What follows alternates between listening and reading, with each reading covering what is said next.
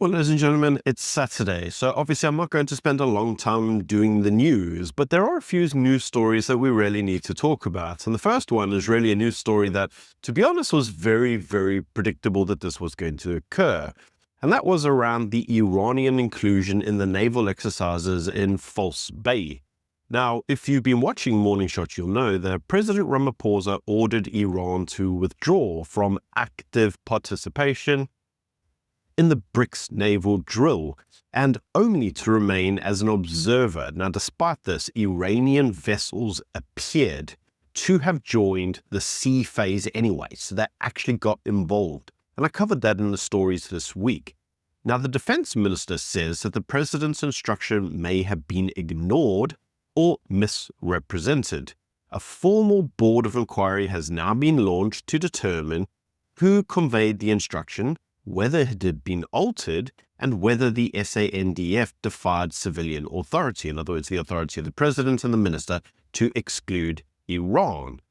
Now, the inquiry must report within days, signaling serious internal concern. Now, this exposes civil-military discipline problems and possible factionalism inside the defense structures. So yet again, if this does prove to be true, it shows that yet again, the ANC has been responsible for causing, yet again, more factionalism inside the state. Now, there's a reason the ANC is doing all of this, and the reason that they are flapping about.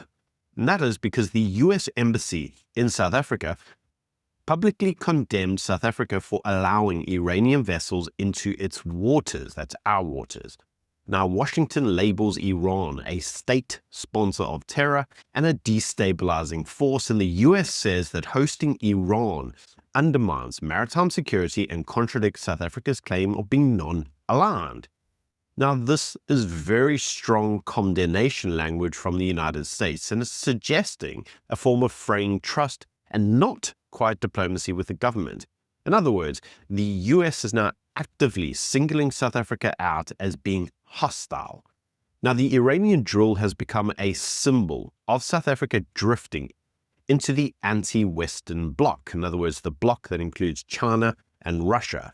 Now, obviously, South Africa says we're not drifting into the non-Western bloc. They say that they very much love their Western partners. They value all partners, but they won't be told who to be friends with. They'll be friends with the East, the West, and everybody who will trade with them.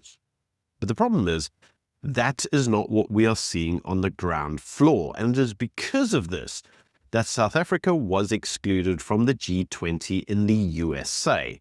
Now, all those activities that are now happening in the USA are happening without South Africa, with Donald Trump having been heavily criticized for excluding South Africa. Now, there's a reason he's been heavily criticized for excluding South Africa, and that's because South Africa is encouraging BRICS nations to lobby Trump to include South Africa. But Washington claims that Africa is already represented by the African Union. And so South Africa itself doesn't actually have to be included. Now, according to Washington, South Africa has been explicitly warned not to attend G20 meetings. All this despite South Africa, the African Union, and the EU having objected, saying that South Africa is a full G20 member, and excluding South Africa undermines the legitimacy of the forum. Now, diplomatic sources warn that this could fracture the G20 itself, and if you were a little bit more conspiratorial, you might say that that was actually Trump's intention all along. But this exclusion is being seen as political punishment and not simply procedural. And to that degree, it does look like Trump has his knives out for South Africa, and he will go to every conceivable means to punish them. But when you see the larger picture, South Africa including Iran in naval drills, now the G20 exclusion, what you're seeing is cumulative diplomatic damage. South Africa is risking losing its influence in global forums, straining its US and EU trade and security relations, and as being viewed as aligning with authoritarian regimes. And the question that really should be on Ramaphosa's mind is, how much damage can they really take before it's too late?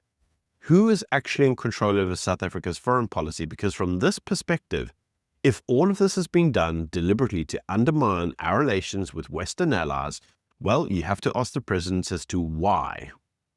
Now, I hear some of you will probably say to me it's because South Africa wants to align with the commies, and maybe that's very true.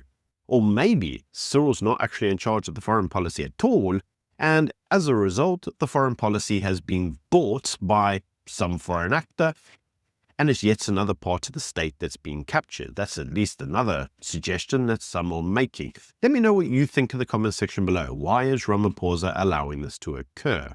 Now, as we're talking about Trump, let's quickly move to everybody's favorite topic, which is Gaza. Now, why do we have to talk about Gaza? Don't forget that South Africa's position is very pro-Palestinian. In fact, we took Israel to the ICJ. Now, a US envoy has announced phase 2 of the Gaza plan, and that's the Gaza plan following the ceasefire. Now, phase 2 includes the full demilitarization, the technocratic governance, and the reconstruction of Gaza. Now, Hamas has been warned that they must return the final Israeli hostage, and at this point in time, they haven't. So there is still one party outstanding before the project is supposed to move from phase 1 to phase 2. But the plan is including an international stabilization force and a US-led board of peace, which are meant to co-govern Gaza. Now, current news is that Keir Starmer might even be on the board of peace. I mean, what a disaster that would be. In any case, there is heavy skepticism because there's no clarity on how the governance in Gaza is actually going to work, and the massive destruction remains unresolved. There has been the complete obliteration of Gaza, and so what we really need to understand is how exactly are they going to actually renovate this place? How are they really going to reconstruct it in reality? Now, humanitarian groups are warning that aid is still being blocked, although if you actually look carefully, aid is not being blocked at all.